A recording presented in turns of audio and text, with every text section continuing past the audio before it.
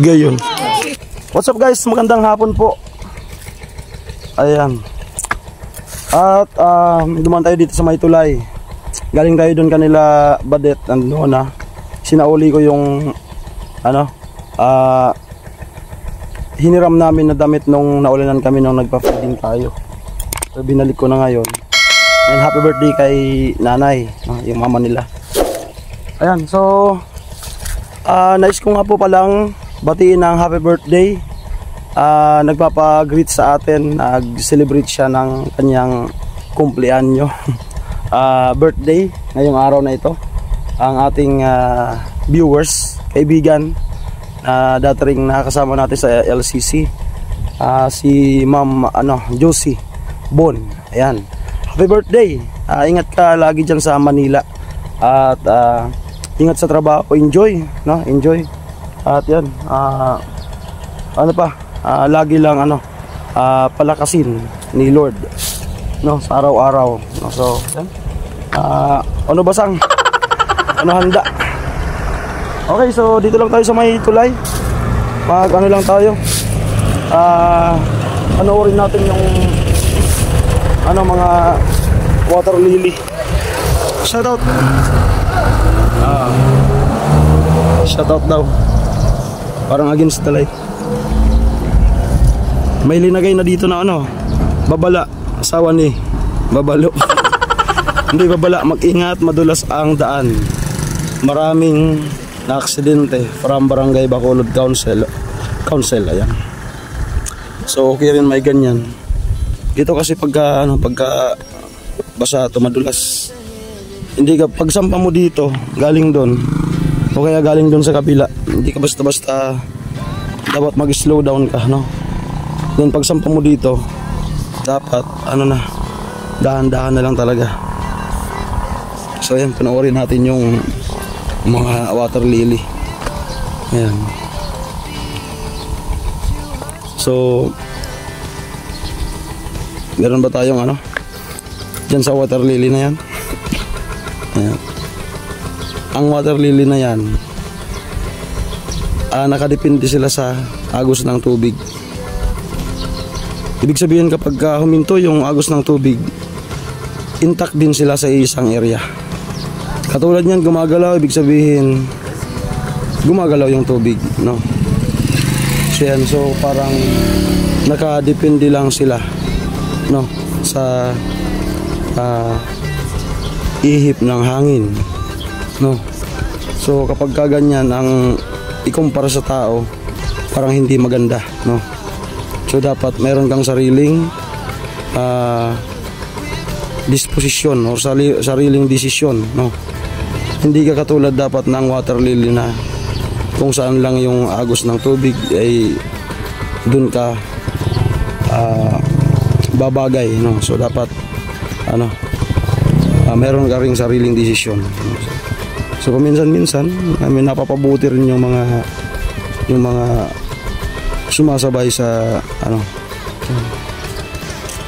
so tamang lang tayo, tamang may masabi lang. Pero may mapupulit din kayong naaral. May shoutout. Magbaba tayo.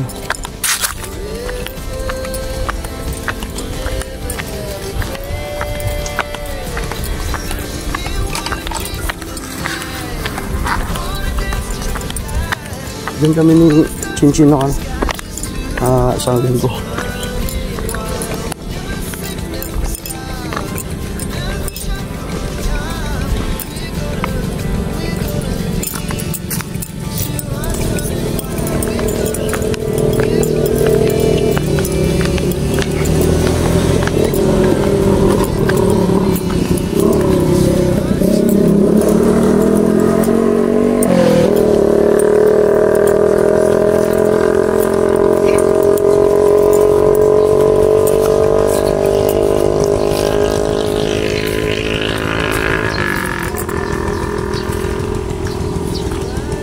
Yan po yung taas.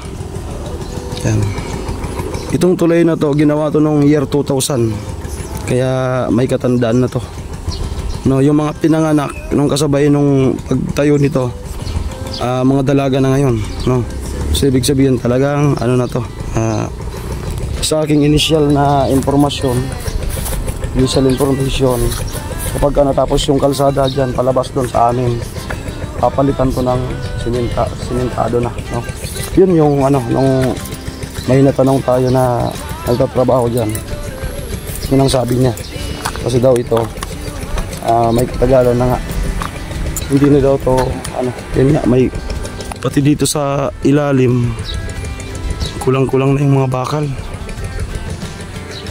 which is delikado na talaga. Ayan, delikado nga talaga. Grabe yung mga tao, no, pati yung mga dito sa ilalim ninanakaw. So ang grabe, napakadelikado na pala nito. Ito na nga yung water lily. Ayan. Kung mapagmamasdan nyo, dito banda umikot yung tubig, umiikot din sila. Yun, speed yung tubig, speed din sila. So, pangit pagka in-example yan sa tao.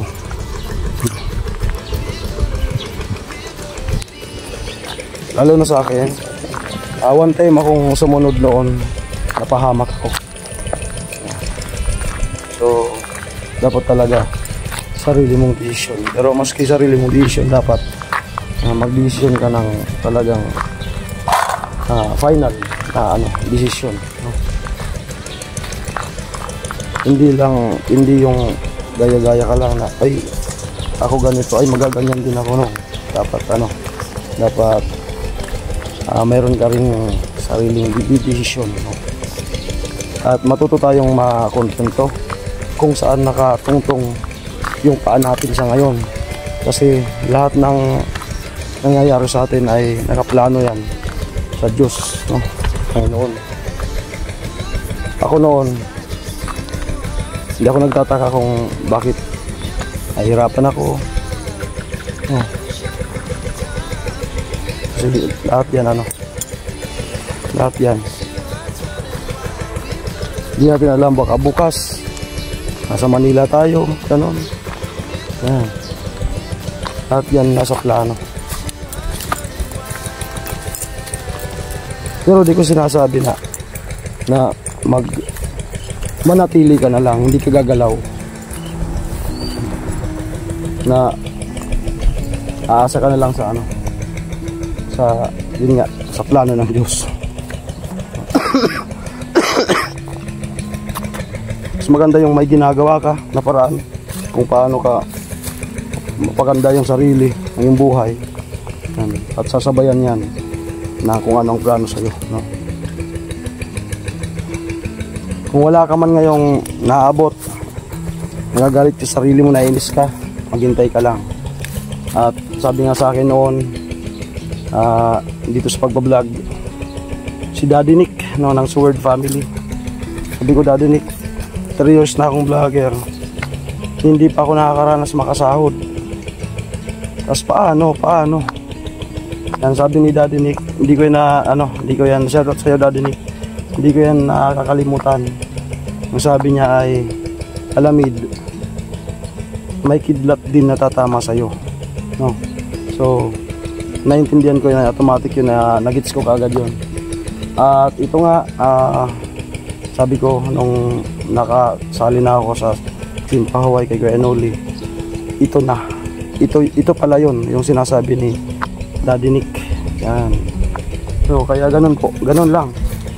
So wag mong sisihin kung asan ka ngayon, kasi basta gumalaw ka lang ng gumalaw, i-guide ka ni Lord kung para saan ka talaga, no?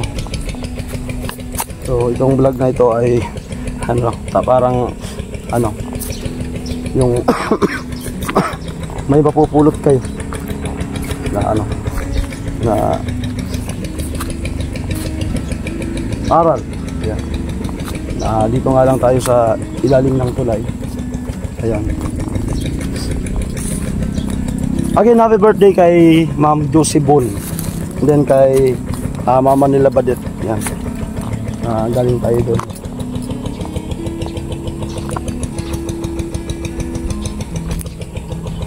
Ayan, patubig. So ayan, pagpasensya na po kung kasi wala akong kasama. Siya ang may gawa doon sa bahay. Nabigyan ng task ni Papa. Kaya ako lang mag-isa. Sabi ko mag-vlog na dito sa tulay.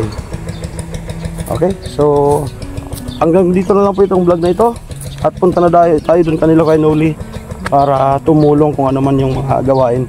Kaninang umaga andun ako. Yan. Babalik tayo doon. Kaya hindi ako nagtagal kanila Bernadette. Pagkasuli ko ng damit, larga na kaagad ako para makatulong-tulong tayo doon kung ano man yung ating makakayang maitulong sa mga gawain. Ito naman tayo dito sa may Bacolod. May mga nagbabalibol babae. Yan, panoorin po natin.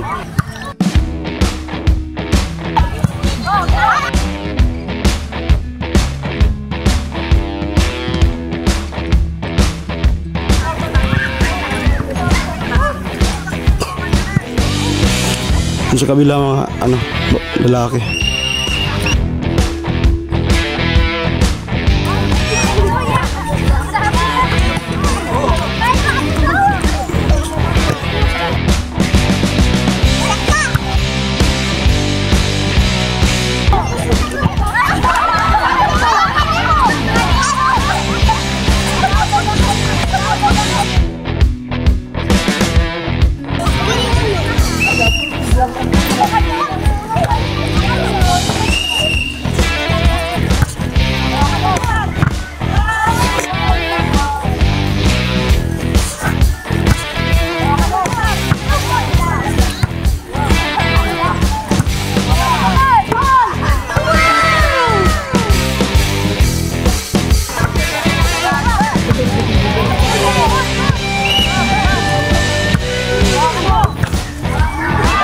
Side.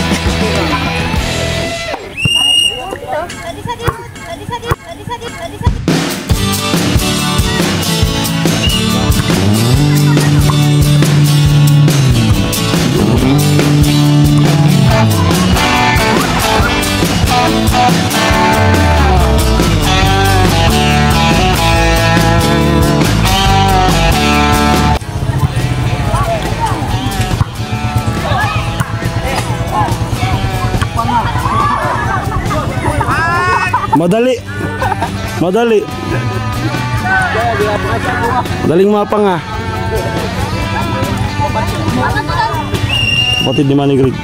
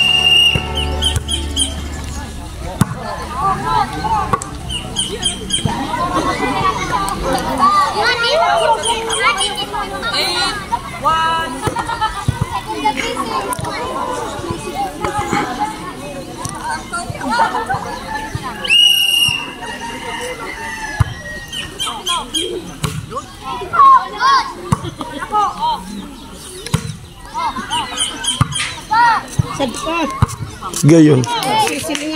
Gayon.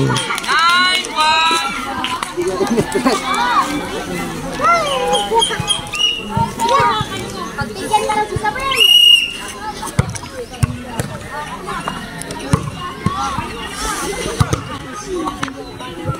Yung silang palo ko. Yun.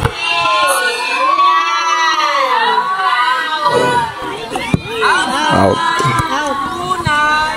Hanggang dito na lang po itong vlog na ito ngayong araw na ito. Maraming salamat po. Ayan, napanood nyo po yung mga kababaihan ng Barangay Bacolod dito sa amin sa Bato. Meron pala sila dyang pa-volleyball. Bali pinaghati yung court, yung kalahati sa lalaki, yung kalahati sa babae. Ayan. So napakagandang pagmasdan ang isang komunidad na mayroong ganyan, no? So ibig sabihin na may pagkakaisa ang nakatira sa isang barangay na ganyan, no? So sana all. Okay, so ayun, bye-bye.